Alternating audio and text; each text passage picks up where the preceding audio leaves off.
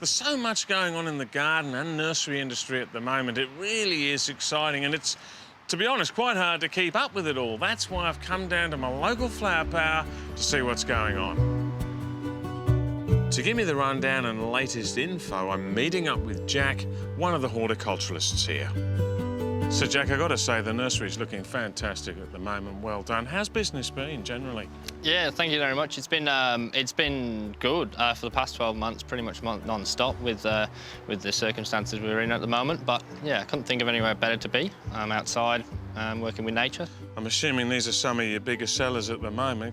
Talk us through these. Yeah, these are, obviously, you've got things like, your bedding petunias, which are great for just a little bit of pop of colour through the garden. The African daisies here are quite a popular one.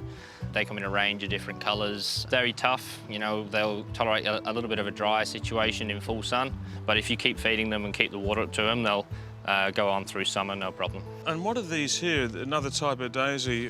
Yeah, so Tell us about these. This is your more Federation daisy, so I guess you could say more cottagey daisy, just as tough and in terms of flowers similar to the African daisy.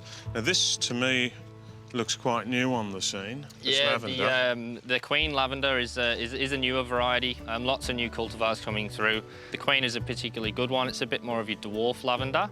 Right. So it's a little bit shorter, more compact, and it's not as strong in terms of colour as your French lavender, but it's just got that little bit more pale purple, a bit softer. And this here is a favourite of mine, the Mandevilla. These often get confused with Diplodenia.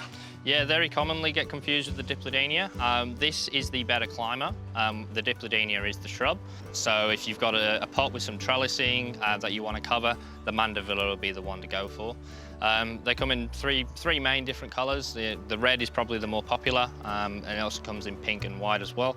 And from my experience, these are flowering all year round. Yeah, definitely all year round. If you have them in a nice sunny position, nice free draining soils, and they will tolerate being slightly drier as well. So they're a good all round.